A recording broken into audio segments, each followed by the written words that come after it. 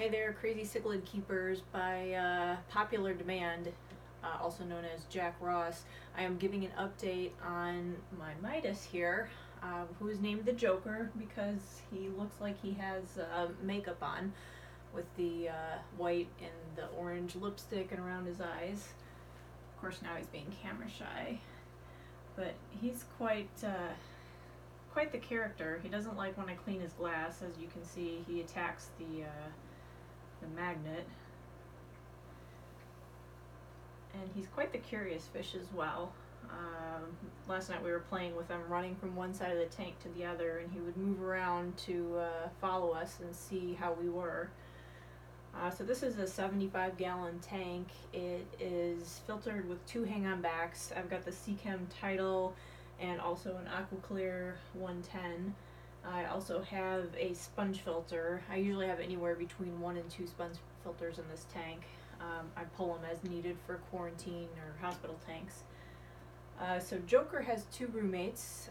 One of them is a small female vieja that actually was a terror in one of my bigger tanks, and she is surviving in here, looking a little bit beat up but holding her own, and she's not hiding during the day, so I've called her Catwoman. And then we have a large pleco that was a hand-me-down from Scott McLaughlin, and I named the pleco Batman. So I'm going to do a little bit of a close-up here and do some feeding time. So I'll get the camera. So there we go. Close-up of Joker. And then you can see Batman. Kind of hangs out here behind the driftwood a lot of the times. Joker's photobombing. And then over on this side, this little girl is Catwoman. And she's a little bit beat up around her face, but fins aren't damaged too badly. Of course, now she's where I can't see her at all. So I did thaw out some frozen bloodworms for feeding time today. And I will plan to give a lot of these. So this guy was an incredibly picky eater when I first got him, and I had to really spend a lot of time feeding him only pellets because he wouldn't eat anything.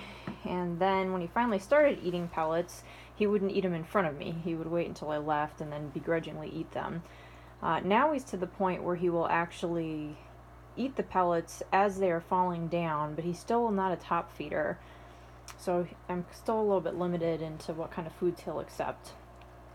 Interestingly enough, he's the only fish I have that will not eat a red wiggler worm. I had the worm start burrowing into the gravel and had to pluck it out of there. But bloodworms are always a favorite. Try to get these stirred up. And oh yeah, he's gonna go to town on those.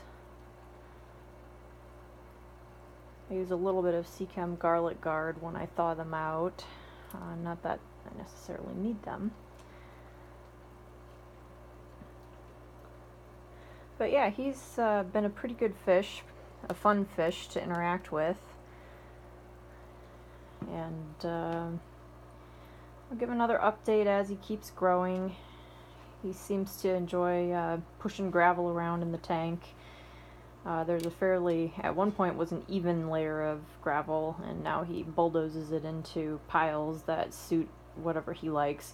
He's also bound and determined to move that giant flower pot over there. He'll get into it and swim as hard as he can, but he hasn't been able to move it yet. But this other one he tosses around, and he moves the plants around as well. So anyway, fun fish. This is the update for January. Thank you.